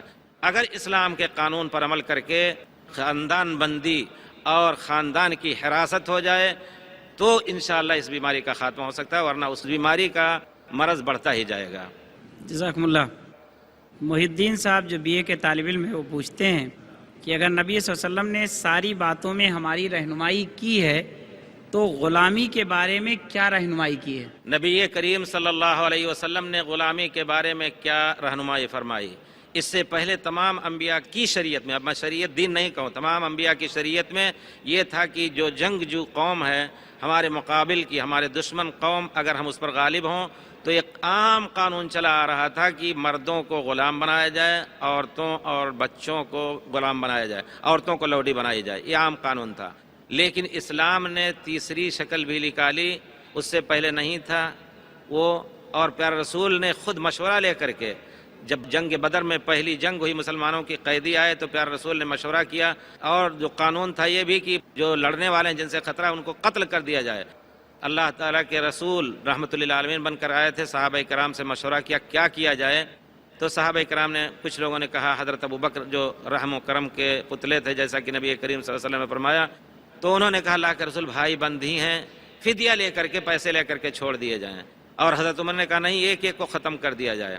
کچھ اور رائے ہوئی. پیارے رسول نے فدیہ لے کر کے چھوڑنے کو ترجیح دی اور لیا. اس پر جو پہلے قانون تھا گویا اور پہلی جنگ تھی، یقیناً ان کو چھوڑ کر کے گویا اپنے خلاف پھر ان کو ابھارنے کا موقع دیا. یہ بھی ایک چیز تھی. لیکن رحمت للعالمین پیارے رسول کی کہ جب فرشتے نے بھی پیشکش کی کہ آپ اجازت دیں تو دو پہاڑوں کے درمیان ان کو پیس دیا جائے، آپ نے کہا کہ شاید یہ لوگ مسلمان ہو جائیں، آپ نے فدیہ لے کے چھوڑ دیا. خود اللہ تعالیٰ نے کہا ما کان لنبی ان یکون لہ اسریٰ حتی یثخن فی الارض تریدون عرض الدنیا واللہ یرید الآخرہ. ایسا ہونا نہیں چاہتا کسی نبی کے لیے، آپ سے پہلے کسی نبی کے لیے جائز نہیں تھا کہ ان کے قیدی ہوں تو ان کو اس طرح چھوڑ دیں. تم دنیا چاہتے ہو، دنیا کا پیسہ لے کر کے تم نے چھوڑا ہے، نہیں، اس کو قتل کر دینا چاہیے تاکہ آئندہ کے لیے، کیونکہ یہ ہر حالت میں آپ کے دشمن میں رہیں گے. نتیجہ وہی ہوا کہ جا کر کے پھر انہوں نے جنگ کی تیاریاں کی. پھر اللہ تعالیٰ نے اسی کو مشروع کر دیا. اس کے علاوہ اسلام میں اگر آدمی قتل کر دیتا ہے کسی آدمی کو تو غلطی سے، تو ایک غلام آزاد کرنے کا حکم دیا گیا ہے. یہاں تک کہ رمضان کے روزے میں اگر اس نے غلطی کر دی، جمع کر لیا، تو ایک غلام کے آزاد کرنے کا اس کو کفارہ، اگر اس کی طاقت نہیں تو پھر کھانا کھلانے کا، جو کچھ ہو. اس کے بعد اور دوسرے مواقع پر بھی پیارے رسول نے بہت سی احادیث میں من آتق رقبۃ آتق اللہ رقبتہ من النار، جو شخص کسی گردن کو آزاد کرے گا اس کی اللہ تعالیٰ گردن جہنم سے آزاد کر دے گا. تو گویا اسلام نے بہت کچھ تاکید کی ہے غلام کے آزاد کرنے کی. لیکن یہ بھی ایک چیز ہے کہ اسلام میں غلام نہیں رہا کرتا تھا. پیارے رسول نے فرمایا ہے کہ اخوانکم خولکم، یہ تمہارے بھائی تمہاری ہی طرح ہیں. جعلہم اللہ تحت ایدیکم، تمہارے ہاتھ کے نیچے دست نگر بنایا ہے. تو جو کھاؤ وہ کھلاؤ، جو پہناؤ. اگر کوئی بڑا بھاری کام ان کو دے تو لا تکلفوہم بما لا یطیقون، جو بھاری کام ہو جس کی طاقت نہ رکھیں تو ان کو اس کے کرنے کا مکلف نہ کرو. فَإِن کلفتموہم فَعِینُوہم، اگر بھاری کام ہے تو خود ان کے ساتھ مدد کرو. دیکھیے پہلے کے زمانے کے لوگ، مالک جو ہوتا تھا غلام کا، اس کے ساتھ کھڑا ہونا بھی برداشت نہیں کرتا تھا، اتنی بے حرمتی اس غلام کی ہوتی تھی. حضرت ابو ذر رضی اللہ تعالیٰ عنہ جس طرح خود کپڑا پہنتے تھے اپنے غلام کو پہناتے تھے، اسی طرح حضرت بلال کو آزاد کیا تو سیدنا کا. بہرحال اسلام نے جو تعلیم دی آزاد کرنے کا ایک بہانہ کسی نہ کسی طرح، معمولی سے معمولی چیز پر، اور بار بار تاکید، ترغیب، یہ سب اسلام کی فضیلت میں شامل ہے. اور آپ دیکھیں کہ اسی کی خاطر نہ کوئی زور تھا نہ ظلم تھا. جب شاہ سعود آئے اس وقت غلام بہت اور لونڈیاں بہت کچھ تھیں. ہمیں ایک شیخ نصیف نے بتایا کہ جہاد کے وسیع میدان میں باقاعدہ بکریوں اور گھوڑوں بکروں کی طرح ان کا بازار لگتا تھا، اور الحمدللہ شاہ سعود نے سب کو زبردستی آزاد کرایا الحمدللہ. شکریہ، جزاکم اللہ.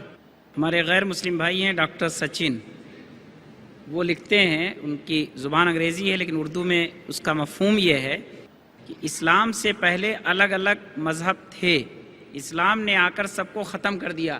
کیا یہ بے انصافی نہیں ہے؟ آپ نے ایک بات کہی جو شاید آپ خود اس کی تصدیق نہ کریں. آپ نے ایک بات کہی ہے کہ اسلام سے پہلے الگ الگ دین تھے، اسلام نے سب کو ختم کیا. یہ بات تو صحیح نہیں معلوم ہوتی ہے. کہاں کتنے ادیان دنیا میں پھیلے ہوئے ہیں اس وقت. اسلام امن و سلامتی اور شانتی سے ان کو بلاتا ہے.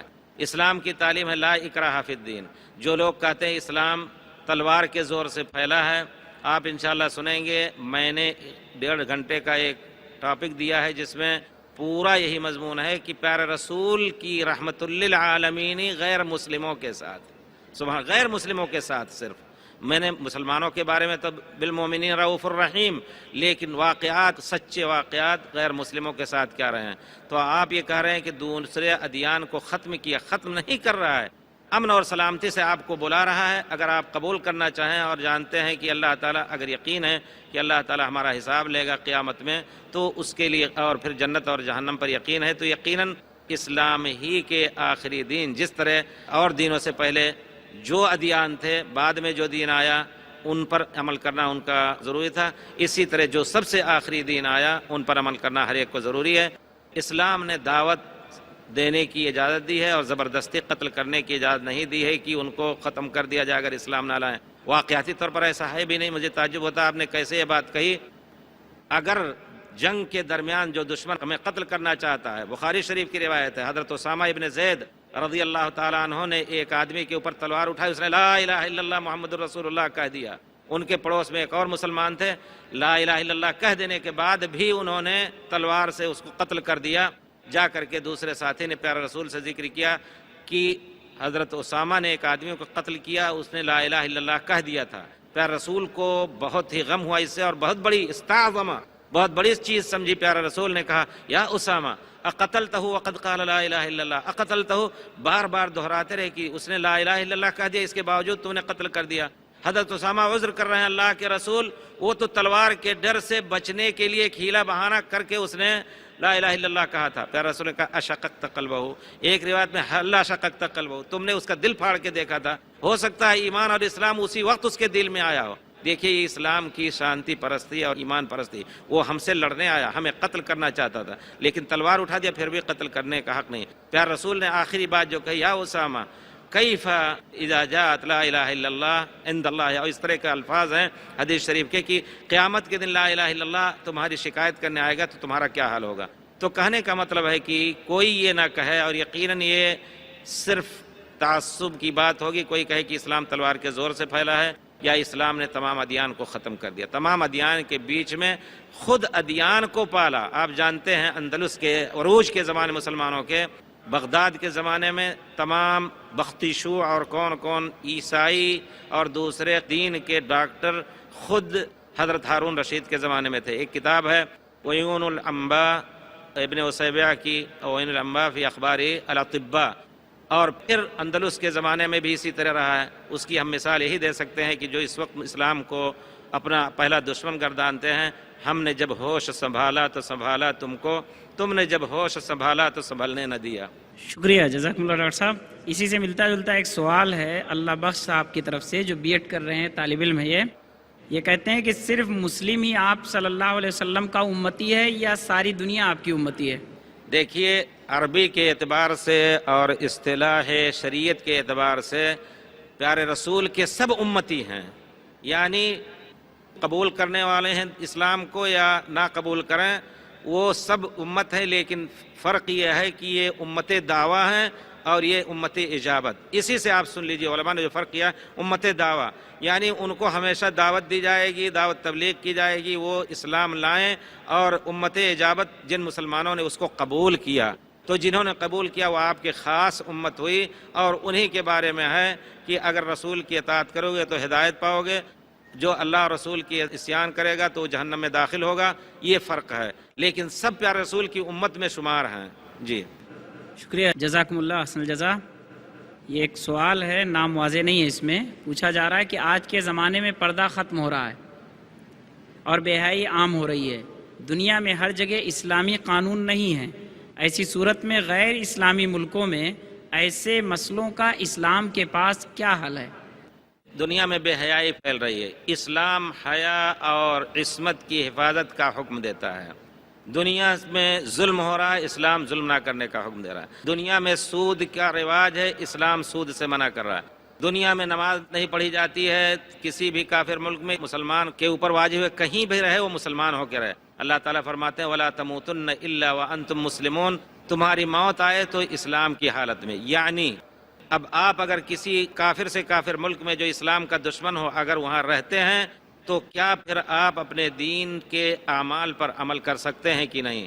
اگر نہیں عمل کر سکتے، اس قدر مجبوری ہے، تو پھر وہاں سے چھوڑ کر کے ایسے ملک میں جائیں جہاں آزادی ہو، اگرچہ کافر ہی ملک ہو، غیر مسلم ملک ہو۔ اس کی واضح مثال ہے پیارے رسول نے جب مکے کی سرزمین مسلمانوں کے اوپر تنگ ہو گئی تو پیارے رسول نے کہا حبشہ چلے جاؤ، وہ عیسائی بادشاہ تھا، فَإِنَّ بِهَا مَلِكًا عَادِلًا، ایک انصاف پسند ملک ہے، بادشاہ ہے، گئے اور وہاں ان کو پناہ ملی۔ اسی طرح اگر کہیں بھی پناہ مل رہی ہے اور دین کی آزادی ہے، اپنے بچوں کی تربیت کی آزادی ہے، پردے سے چلنے کی آزادی ہے، تو وہاں پناہ لے سکتے ہیں۔ اگر نہیں ہے تو پھر ایسی جگہ پہ آپ کیوں جائیں؟ جس کو ہو جان و دل عزیز اس کی گلی میں جائے کیوں؟ نہیں جانا ہے، کہیں بھی ایسی جگہ پناہ لے۔ لیکن اگر مجبور ہیں تو جس قدر نہیں نکل سکتے ہیں، جس قدر اسلام کے امور پر عمل کر سکتے ہیں کریں، اور واجب ہے۔ ہندوستان کے اندر آپ یہ کہیں کہ اس میں کوئی شک نہیں، اس حکومت کو یہ توفیق ہوئی کہ اس نے سب کو آزادی دی ہے اپنے دین پر عمل کرنے کی۔ کچھ لوگ ہیں جو ایک دوسرے کے خلاف شور شرابہ کرتے ہیں، ہمارا مشورہ ہے ان کے لیے کہ ہر ایک کو آزادی دی جائے، جو پسند کرے جیسا پسند کرے رہے، لیکن ہم اس کو اچھی طرح اپنے دین کی طرف بلائیں۔ اور پھر جب ہمیں اجازت دے رہی ہے کہ ہم پردے سے چلیں تو یہاں دوسروں کو دیکھ کر کے ہم بے پردہ کیوں اپنے بچوں کو ہونے دیں؟ تربیت کا یہی اثر ہوتا ہے۔ کل مولود یولد علی الفطرۃ فابواہ یہودانہ و نصرانی، ماں باپ ہی کی تربیت سے بچی با پردہ رہ سکتی ہے۔ اور ہم نے خود دیکھا ہے آج کل جو رو چل رہی ہے، الحمدللہ مجھے بڑی خوشی ہوتی ہے کہ باقاعدہ عورتیں یورپ میں، خاص طور پہ امریکہ اور لندن میں باقاعدہ شرعی پردہ کر کے چلتی ہیں، کوئی ان پر چھیڑ چھاڑ نہیں کرتا ہے۔ ہاں آپ نے سنا ہوگا فرانس نے جو اسلام کی دشمنی میں انہوں نے منع کیا ہے، لیکن پھر بھی وہاں بھی چیلنج کر کے لوگ اس طرح جی رہے ہیں۔ تو ہمیں اگر اجازت مل رہی ہے تو ہر چیز کو، آپ کسی کو قتل کے بدلے قتل نہیں کر سکتے، یہ حکومت کی ذمہ داری ہے، لیکن اگر چوری کر رہا ہے تو چور کا ہاتھ بھی نہیں کاٹ سکتے، لیکن اگر کوڑے مارنے کی اجازت دے رہی ہے حکومت تو شراب پینے والے کو کوڑے ماریے، زنا کرنے والے کو کوڑے ماریے۔ جیسے نماز روزہ کرنا فرض ہے کہیں بھی اس مسلمان ہو، تو اسلام کے اعمال پر جس قدر عمل کر سکے وہ بھی کرنا فرض ہے، اور جو عمل نہیں کر سکے گا اللہ تعالیٰ اس کی مجبوری سمجھیں گے۔ جزاکم اللہ۔ یہ ڈاکٹر اظہار احمد خان ہیں، یہ پوچھتے ہیں کہ عرب میں جو زندہ لڑکیاں دفن کیا کرتے تھے، کیا آج کے والدین جو شکم مادر میں لڑکا ہے یا لڑکی معلوم کرنے کے بعد لڑکی کا ابارشن یعنی اسقاط کروا دیتے ہیں، تو یہ دونوں ایک حکم میں آئیں گے؟ یقیناً وہ اسی گناہ کے مرتکب ہیں، اس میں کوئی شبہ نہیں۔ اور خاص طور پہ جب روح پھونک دی جائے، قتل نفس کا گناہ اس شخص کے اوپر پڑے گا۔ میں ایک بات کہہ دوں، مجھے اچھی طرح یاد ہے مکے میں الحمدللہ بہت سے لوگ بہت سے مسائل فتاوی پوچھتے رہتے ہیں، روزانہ ٹیلی فون 50 60 100 باہر سے بھی آتا رہتا ہے۔ ایک شخص نے پوچھا مکے میں، ہمارا شاگرد ہے، اب تو ٹیچر ہو گیا، کہا میری بیوی کے حمل ہے، لیکن اب یقین سے کہا انہوں نے کہ وہ چکن کیا ہوتی ہے بیماری بچے کو، اور سر اس کا 2 سر ہے، کہتے ہیں کہ اس کو گرا دو۔ ہم نے کہا کہ کسی حالت میں پہلے ہی مہینے میں اللہ نے چاہا کہ بچہ پیدا ہو، جو بھی ڈاکٹر کہیں اس کی تصدیق نہ کیجیے، چھوڑ دیجیے۔ اللہ گواہ ہے، اس شخص نے میرے کہنے پر، کئی ڈاکٹروں نے کہا لیکن اس نے چھوڑ دیا، اور پھر وہ کہتا ہے کہ ہمارے 3 بچے ہیں، سب سے زیادہ ذہین اور سب سے زیادہ خوبصورت بچہ پیدا ہوا۔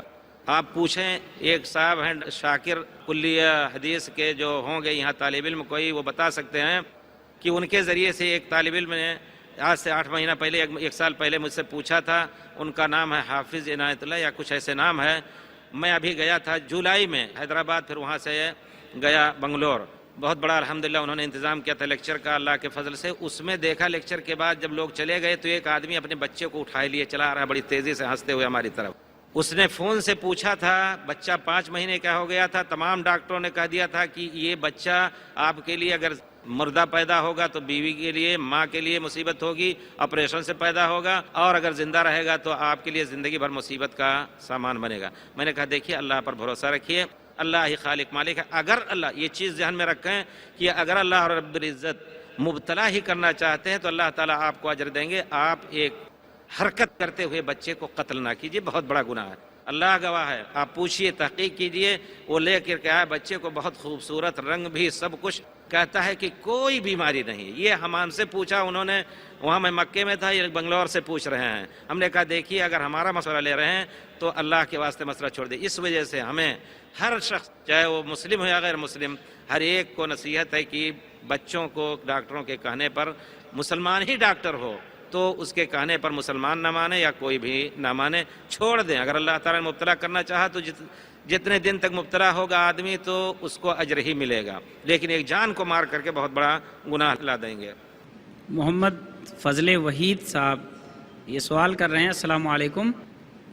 23 سال کے مختصر عرصے میں اسلام پوری دنیا پر غالب آ گیا، پھر آج ہم لاکھوں کی تعداد میں ہو کر یہ صورتحال کیوں نہیں ہے؟ یہ صورتحال وہی ہے جیسا کہ پیارے رسول نے فرمایا ہے کہ تم لئن تبایعتم بالعینہ، عینہ کی بیعت کرو گے، حرام بیعت کرو گے، وَأَخَذْتُمْ أَذْنَابَ الْبَقَرِ، اور بیل کی دم پکڑ کر کے تم کھیتی باڑی کرنے لگے گے، وَتَرَكْتُمُ الْجِهَادِ سَلَّطَ اللَّهُ عَلَيْكُمْ عَدُوَّكُمْ، اگر جہاد چھوڑ دو گے، تمہارے اوپر ظلم کر رہے ہیں اس پر بھی تم نہیں ان سے ان کا مقابلہ کرو گے تو یقیناً تمہیں وہ ذلیل کر لیں گے. پیارے رسول سے اسی طرح کے ایک روایت میں آیا ہے کہ ایک زمانہ آئے گا کہ دشمن تمہارے اوپر پل پڑیں گے جیسے بھوکے کھانے کی طرف دوڑ پڑتے ہیں. صحابی نے کہا اللہ کے رسول کیا ہم اس وقت تھوڑے ہوں گے؟ پیارے رسول نے فرمایا لا بل کثیر ولکنکم غثاء، ان کا غثاء السیل، تمہاری تعداد بہت ہوگی لیکن تمہاری تعداد کی کوئی اہمیت اور حیثیت نہ رہ جائے گی. جیسے سیلاب میں جھاگ اوپر بہتا چلا جاتا ہے اسی طرح تم بہہ جاؤ گے اسے میں. حقیقت یہ ہے اللہ تعالیٰ نے فرمایا ہے جیسا کہ کہا ہے کہ من اعرض عن ذکری فإن له معیشۃ ضنکا ونحشرہ یوم القیامۃ عاما، جو شخص میری یاد سے اعراض کرے گا تو اس کے لیے زندگی بھی تنگ ہوگی. وہی حالت ہوتی جیسا کہ اللہ تعالیٰ نے فرمایا اگر یہ لوگ ایمان لائیں تو زمین آسمان کی برکتیں ان کے اوپر کھول دیں. جی ایک سوال ہے بہن فرحین کی طرف سے، وہ کہتی ہیں کہ اگر کوئی لڑکا یا لڑکی اپنے والدین کی اجازت کے بغیر کورٹ میں جا کے شادی کرے تو اس بارے میں شریعت کا کیا حکم ہے؟ قرآن حدیث سے واضح کریں. اونٹ نے اونٹ تیری کون کل سیدھی، تمام معاملات جب الٹے ہیں تو آپ کچھ نہیں کر سکتے ہیں. رہ گئی بات اگر اسلامی اخلاق یا اسلامی قانون کا، آپ نے سنا ہوگا برطانیہ نے باقاعدہ اس قسم کے معاملات میں باقاعدہ ایک وزارت بنائی ہے اور مسلمانوں کے احوال خاصہ کی اجازت دی ہے. اگر ایسی اجازت ہے تو آپ کورٹ سے طلب کریں کہ ہماری شریعت میں ہے کہ پیارے رسول نے فرمایا ہے لا نکاح الا بولی، لا نکاح لا لنفی الجنس، لا نکاح الا بولی وشاہد عدل، بغیر ولی کے اور 2 سچے گواہوں کے نکاح ہو ہی نہیں سکتی. ولی کون ہوگا؟ سب سے پہلے باپ، نہیں تو بھائی بڑے، دادا، جو کچھ اس طرح کے، نہیں تو ماموں، اس طرح کے بغیر ولی کے نکاح جائز نہیں ہے. اگر جا کر کے کورٹ میں شادی کر لیتی ہے تو گویا وہ آپ نے تربیت ہی ایسی کی ہوگی، آپ نے چھوڑا ہوگا آزاد، خود آپ اس کے پیچھے اب روئیں. یقیناً آپ جہاں بھی تربیت کی کمی ہوئی اس قسم کے واقعات سننے میں آئے ہیں، آپ اب اس کے پیچھے روئیں، آپ ہی اس کے ذمہ دار ہیں. اور بچی کو اگر یہ حرص ہے، یہ لالچ ہے کہ ہم اپنے دین کو محفوظ رکھیں تو اس قسم کی شادی اس کے لیے کرنا جائز نہیں. یعنی یہ کہ اگر طاقت ہو تو اس قسم کی شادی کو فسخ کر دیا جائے گا، پھر اس کے بعد ماں باپ اگر راضی ہیں تو اسی سے شادی کرائی جائے گی، ورنہ پھر کہیں اور شادی ہو. یہ ہے اسلامی حکم. جزاکم اللہ احسن الجزا. ایک سوال آیا ہوا ہے کہ میاں بیوی رشتے میں کیا بیوی کو اپنی عزت نہیں ہے؟ مطلب اس سوال کا یہ الفاظ چینج ہیں، وہ یہ کہ کیا اسلام نے بحیثیت بیوی ایک عورت کو کوئی عزت نہیں دی ہے کہ شوہر جیسا چاہے اس کے ساتھ برتاؤ کرے؟ اللہ اکبر، اسلام ہی نے تو عزت دی ہے۔ آپ تاریخ دیکھیں، یہی برطانیہ کی 40 سال پہلے صرف ابھی ان کے یہاں یہ نظام، یہ قانون تھا کہ شوہر اپنی بیوی کو قتل بھی کر دے تو کچھ نہیں اس پر مواخذہ، اور بیوی کو بیچ بھی سکتا تھا۔ 40 سال پہلے صرف ہم نے بہت کچھ مطالعہ کیا، جا کر کے ان کے گھر میں اس کا اعلان کرتا ہوں اسی موضوع پر کہ اسلام الحمدللہ لڑکیوں کو زندہ دفن کیا جاتا تھا، عورتوں کو محروم کرتے تھے وراثت سے۔ اسلام نے وراثت دی، کہتے ہیں لڑکے کا آدھا کیوں لڑکی کو دیا؟ لڑکی جا کر کے شادی کر لے گی، اس کا وہ آدھا پیسہ محفوظ رہے گا، لڑکا شادی کرے گا ہزاروں خرچ اس کے اوپر ہوگا۔ اسلام نے انصاف سے یہ تقسیم کیا ہے، لیکن اگر زندگی میں باپ دیتا ہے لڑکوں اور لڑکیوں کو تو برابر ہبہ دینا ہے۔ تو کہنے کا مطلب ہے کہ اسلام ہی نے عورت کو عزت دی ہے۔ یہی عورت کسی زمانے میں یونان جیسے ترقی یافتہ ملک میں بحث میں پڑی تھی کہ یہ جن ہے، شیطان ہے یا انسان ہے۔ سبحان اللہ، اسلام نے کہا کہ نہیں، بعضکم من بعض، اور یا ایھا الناس اتقوا ربکم الذی خلقکم من نفس واحدہ، جس نے تمہیں ایک جان سے پیدا کیا، وخلق منہا زوجہا، اور اس کی بیوی کو اسی جان سے پیدا کیا۔ پیارے رسول نے فرمایا مسائل میں، انما النساء شقائق الرجال، عورتوں کا حق مردوں سے پھاڑ کر کے نکالا گیا ہے، گویا انہی سے پھٹی ہوئی ہیں، دور نہیں ہے، جیسا کہ آیت میں ہے کہ تمہارا ان کے اوپر حق ہے اور ان کا تمہارے اوپر حق ہے۔ اس کی تفصیل آپ انشاءاللہ، اللہ کرے توفیق دے، مجھے موقع نہیں ملتا ہے، بہت کچھ تقریریں کر کے ادھر ادھر گزر جاتا ہوں، لیکن خاص طور پہ حقوق، عورتوں کے حقوق کے بارے میں الحمدللہ ایک کتاب ہماری ہے، اللہ کرے کہ عربی میں ہے، اس کو اردو میں کیا جا سکے۔ جی جزاکم اللہ۔ یہ محمد مبین الدین صاحب یہ جاننا چاہتے ہیں کہ توحید کی مکمل تعریف کیا ہوگی؟ توحید وحد و یوحد توحیداً، عربی پڑھنے والے جانتے ہیں کہ یہ باب تفعیل کا صیغہ ہے۔ وحد کے معنی ایک، اسی سے احد بنا ہے، واحد کے معنی ایک، توحید کے معنی ایک کرنا، یعنی تفرید۔ اللہ بہت ہیں نہیں، اللہ کو ایک جانو۔ اللہ کے اوصاف جو ہیں اس کے تابع توحید ذات ہے۔ اللہ کا کوئی بیٹا نہیں، نہ اللہ کسی کا بیٹا ہے، اللہ کا کوئی شریک نہیں۔ پھر اللہ کی جو صفات ہے وہ توحید صفات ہوئے۔ جو کچھ بندہ کرتا ہے اس میں اللہ کو ایک سمجھے۔ سجدہ بندے کا کام ہے، کسی دوسرے کے لیے سجدہ نہ کرے۔ اللہ جو کچھ کرتے ہیں اس میں کسی کو شریک نہ کریں، یہ ربوبیت ہے۔ اللہ نے پیدا کیا، اللہ اولاد دیتا ہے، سب کچھ، یہ توحید ربوبیت، توحید الوہیت، توحید ربوبیت، توحید الاسماء والصفات۔ اللہ نے جو اپنے اسماء رکھے ہیں اسی پر ایمان رکھیں، اللہ عرش پر ہیں اسی طرح ایمان رکھیں۔ یہ توحید کے معنی ہیں۔ توحید کا اصل معنی اللہ کو ایک سمجھو۔ جی ڈاکٹر صاحب بہت بہت شکریہ، کافی قیمتی وقت آپ کا ہم لوگوں کو ملا اور ہم آپ کے شکر گزار ہیں، اور اللہ تبارک تعالیٰ سے دعا کرتے ہیں کہ آپ کو صحت دے اور آپ سے امت کو اور پوری انسانیت کو بھرپور فائدہ اٹھانے کی توفیق دے۔ ہم آپ کے شکریہ کے ساتھ اس جلسے کے اختتام کا اعلان کرتے ہیں، اور ہم اپنے سامعین کا اور سامعات کا، اپنے محترم خواتین کا، سبھی کے شکر گزار ہیں کہ انہوں نے بڑی دلجمعی سے سنا۔